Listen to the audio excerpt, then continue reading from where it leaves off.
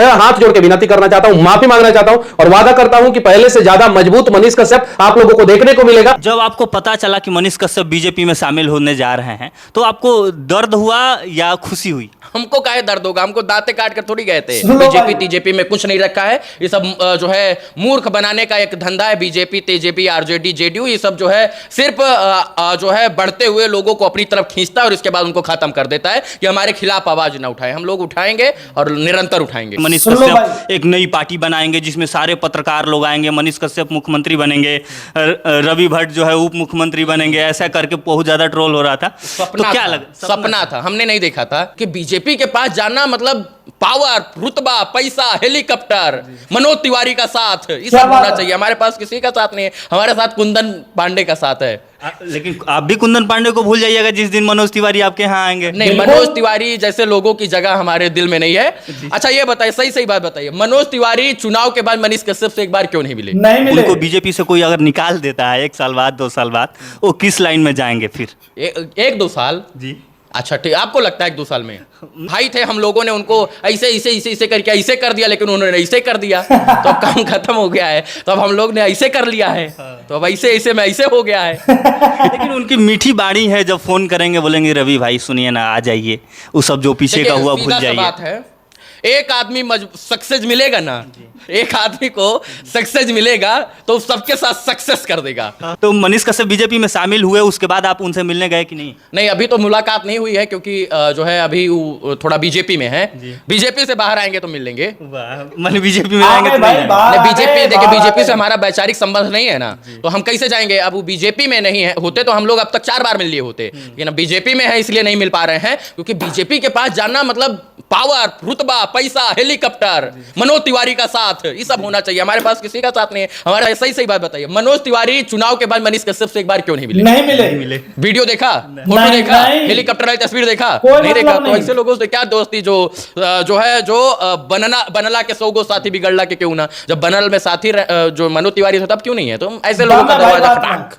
लेकिन पब्लिक के नज़र में क्या देखा जाए, अगर उनको बीजेपी से कोई अगर निकाल देता है 1 साल बाद 2 साल बाद, वो किस लाइन में जाएंगे फिर? 1-2 साल जी।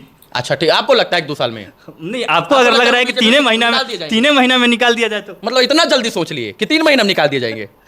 तो क्या लगता है मैंने किस पार्टी में फिर जाएंगे? मतलब आप नहीं चाहते कि भाई का भविष्य जो है भारतीय जनता पार्टी में एक मजबूत सिपाही के रूप में? नहीं चाहते हैं कि वो थोड़े से लोगों में सीमित में रह जाए। हम चाहते हैं कि पूरा बिहार को कवरेज करे। कौन करे? मनीष कश्यप हैं? लेकिन सीमित हैं, सिर्फ पार्टी में चले गए तो सीमित लोगों के साथ। बस बिहार के बारे में सोचते हैं, क्यों बिहार तक? वो तो देश के बारे में सोचते हैं जी।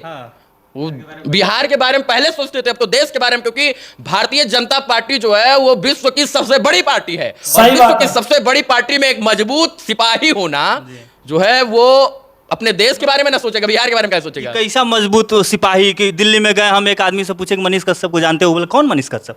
नहीं जानते हैं। आप जानते हो ना? हम जानते हैं, लेकिन उनके लिए मायने रखता है दिल्ली में जाने या ना जाने। मजबूत सिपाही मतलब सिपाही, वो बंदूक वाला सिपाही नहीं, मतलब सिपाही। बिहार में सब पहचानता है, इसका मतलब ये नहीं है कि हर स्टेट में उनको पहचानता ही है।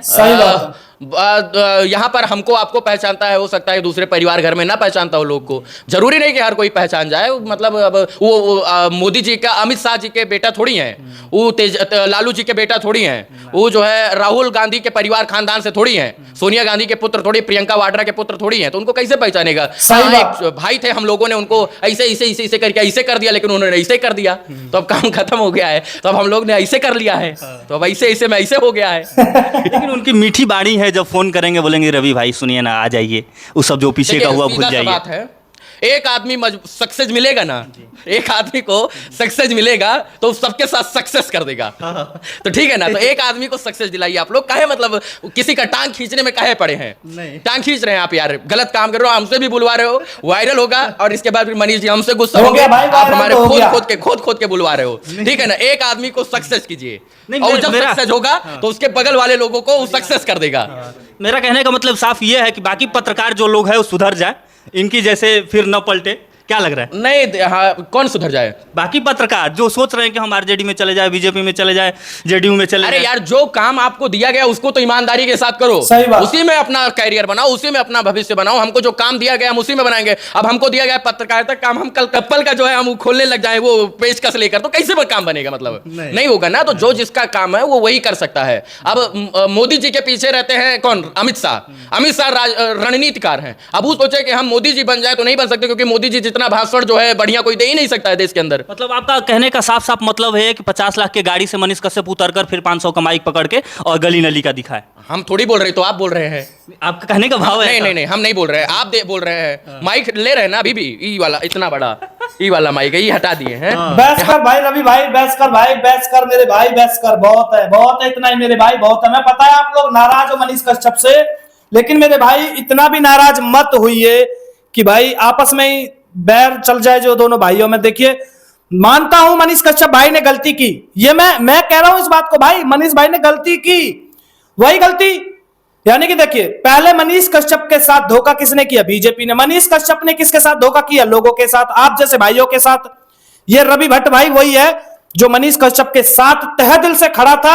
जब मनीष कश्यप जेल गया था तो उस टाइम रवि भट्ट पर भी एफआईआर हुई थी।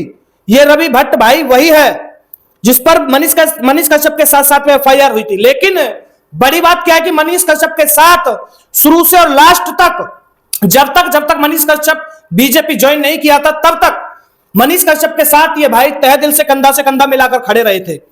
रवि भट्ट भाई आपकी कोई गलती नहीं है, 1% में आपकी गलती नहीं बता रहा, बट मैं कहना चाह रहा हूं भाई, आपने बातों में बहुत मार ली है इसकी मनीष भाई की। तो भाई कृपया करके ये बंद करिए और देखिए, एक मौका और दीजिए। उस भाई ने अपनी गलती मानी है, मनीष कश्यप भाई ने, और हो जाती है गलती, इंसान होगी गलती, ठीक है मेरे भाई, छोटी मोटी गलती होती रहती है। और कहते हैं कि भाई सुबह का जाए शाम को घर आ जाए तो उसे भूला नहीं कहते। खैर, मैं तो यही कहना चाहूंगा मेरे भाई, कोई बात नहीं, मनीष भाई को एक मौका और दीजिए। 2025 के इलेक्शन में, चुनाव में उतारिए, और मनीष भाई को कहीं ना कहीं जनता फिर से प्यार करेगी, फिर से एक बार भरोसा करेगी। क्योंकि वैसे तो जनता ने बहुत भरोसा किया था भाई, इतना भरोसा किया था कि किसी ने नहीं किसी पर किया था। कोई नेता पर नहीं करता है, कोई किसी पर नहीं करता है, जितना जनता ने मनीष कश्यप पर किया था। क्योंकि आप सबको पता है कि माताओं बहनों ने मनीष कश्यप के ऊपर दूध तक चढ़ाया है, भगवान मान लिया था मनीष कश्यप को। तो कहीं ना कहीं मुझे लगता है कि मनीष कश्यप ने उन सबके साथ गलत किया था, बट अब जो गलती हो गई वो तो हो ही गई, ठीक है मेरे भाई। तो इसलिए इस मैटर को यहीं क्लोज करके, और मनीष भाई के साथ एक बार और मैं कहना चाहूंगा भाई कि मनीष कश्यप भाई के साथ कंधे से कंधा मिलाकर फिर से खड़े हो जाइए। क्योंकि मनीष कश्यप के साथ गलत तो हुआ है, धोखा हुआ है। उस भाई ने सोचा था कि चलो बीजेपी में कुछ बन जाऊंगा जाकर, तो वहां से काम करा दूंगा, जनता का काम ही तो कराना है। निर्दलीय चुनाव लड़ूंगा तो जनता का काम कराना है, वहां से कुछ बन जाऊंगा तो जनता का काम कराना है। तो मनीष भाई ने तो ये सोचा था। अब मनीष भाई के साथ उल्टा हो गया, गेम खिल गया, तो ये तो मनीष भाई को नहीं पता था।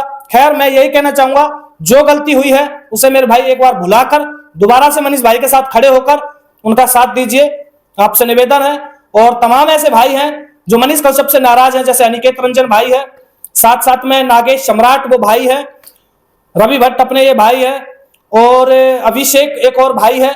तो भाई ऐसे तमाम वो भाई हैं जो मनीष कश्यप के साथ तहे दिल से खड़े रहे थे जब मनीष कश्यप जेल गया था। और मनीष कश्यप के माताजी के आंसू पहुंचने का काम किसी ने किया था तो वो इन्हीं भाइयों ने किया था। यह हकीकत बात है, इसे भूल नहीं सकते, इसे ठुकरा नहीं सकते। हालांकि आज रवि भट्ट भाई थोड़ा कड़वा बोल रहा है, और कड़वी बात थोड़ी लगती है, चुभती है, मानता हूं, बट आज कहीं ना कहीं उसका भाई का गुस्सा फूट रहा है। क्यों? क्योंकि उस भाई को पता था कि कहीं ना कहीं धोखा मिलेगा, और वही हुआ। और मनीष कश्यप भाई ने जब ज्वाइनिंग की थी बीजेपी में, तो एक बार भी इन भाइयों से सलाह नहीं ली, चुप जो भी काम करना था पर्दे के पीछे सारा काम कर लिया था। तो इसलिए ये बहुत बड़ी गलती मनीष भाई से हुई है, और उस भाई ने आकर गलती मांगी है। तो कहीं ना कहीं मुझे लगता है कि एक बार माफ करके फिर से मनीष कश्यप भाई के साथ खड़े हो जाइए भाई, तहे दिल से खड़े हो जाइए पहले की तरह। बस आपसे ये निवेदन है। बाकी दोस्तों, आपकी राय क्या है? आप क्या कहना चाहोगे? सभी को जय हिंद, जय श्री राम।